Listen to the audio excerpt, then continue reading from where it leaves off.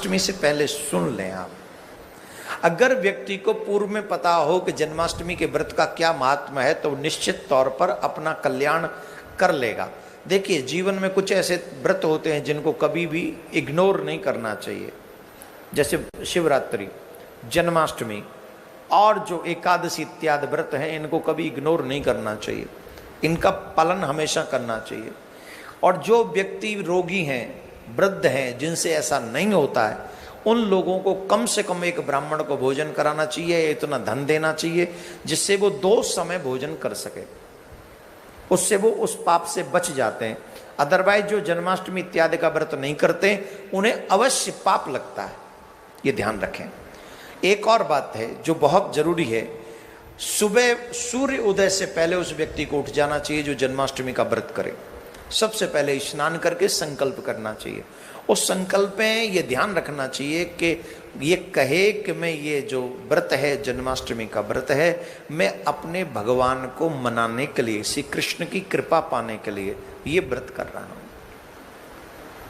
और पूरे दिन उसे कुछ ग्रहण नहीं करना चाहिए। और एक बात ध्यान रखें, जन्माष्टमी के व्रत का पारायण रोहिणी नक्षत्र में कभी नहीं करना चाहिए, कभी नहीं। कई बार ऐसा होता है कि रोहिणी नक्षत्र में हम उस व्रत का पारायण कर लेते हैं तो हमें पुण्य लगने की बजाय हमारे पूर्व के संचित जो पुण्य है वो भी नष्ट हो जाते हैं। जो व्यक्ति जागरण करके, जन्माष्टमी का व्रत जो व्यक्ति जागरण करके और पूरे 16 मास्त्र से पूजन इत्यादि करके, अभिषेक करके, पूरे ठाकुर के उत्सव मनाकर ये उत्सव को करते हैं, उनके संदर्भ में बहुत बड़ी बात जन्माष्टमी व्रत के महोत्सव के विषय में कही गई है।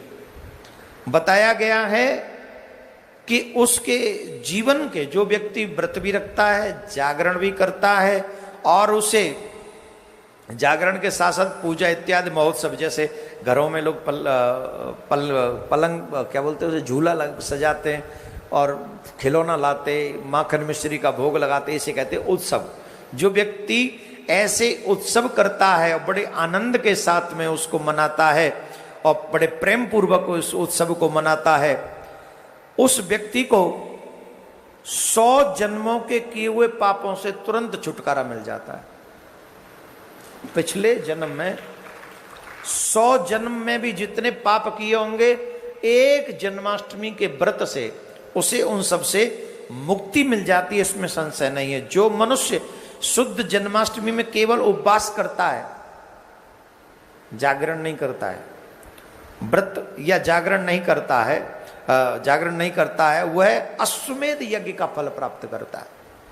उसे भी, जो जागरण नहीं करता, उत्सव नहीं करता है, उसे भी एक अश्वमेध यज्ञ का फल मिल जाता है जो जन्माष्टमी का व्रत करता है। और एक बात बता दूं, जो लोग अपने पितरों को जन्माष्टमी वाले दिन जल देते हैं, तर्पण करते हैं, पिंडदान इत्यादि करते हैं, ऐसे लोगों के एक तर्पण से, जन्माष्टमी वाले दिन के एक तर्पण से, उनके जो पितृगण हैं वो 100 वर्षों तक किए हुए तर्पण के समान प्रसन्न हो जाते हैं।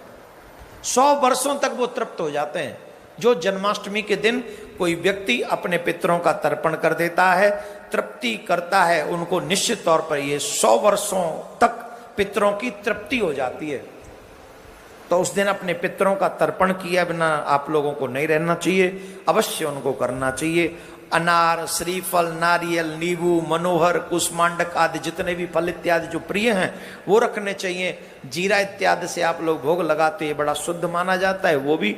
और माखन और मिश्री से भगवान को भोग लगाना चाहिए, ये भी बड़ा शुभ माना गया है। और एक बात का ध्यान रखेंगे, बहुत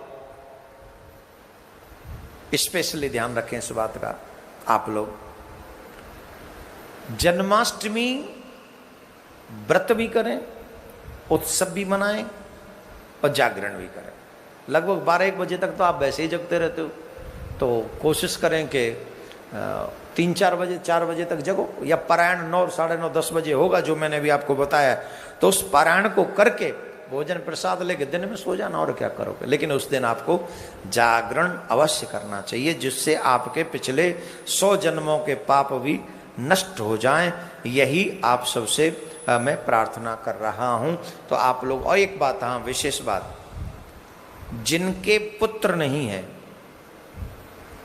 जिनके पुत्र नहीं है, उस परिवार को जन्माष्टमी वाले दिन भगवान श्री कृष्ण के लड्डू गोपाल की खूब पूजा करनी चाहिए, खूब प्यार से उनको मनाना चाहिए, और इतने प्यार से मनाएं और खूब विह्वल होकर प्रेम से उनकी सेवा करें, और खूब माखन मिश्री खिलौना इत्यादि से उन्हें मनाने की कोशिश करें। और जब व्रत पारायण करने जाएं तो उस समय प्रार्थना करें कि जैसे आप लड्डू गोपाल हैं वैसे हमारे घर में भी आपकी कृपा से कुछ प्राप्त हो जाए, तो आपकी बड़ी कृपा होगी। तो ऐसा अगर आप व्रत करेंगे तो निश्चित तौर पे जन्माष्टमी का व्रत, क्योंकि बहुत सुंदर योग बन रहा है इस जन्माष्टमी में, ये जो जन्माष्टमी है बहुत सुंदर योग बन रहा है। इसलिए जन्माष्टमी से पहले इस वीडियो को आप लोग सुन लो, अपने परिवारिक जनों तक सुना दो, और ज्यादा से ज्यादा जन्माष्टमी के उत्सव को धूमधाम से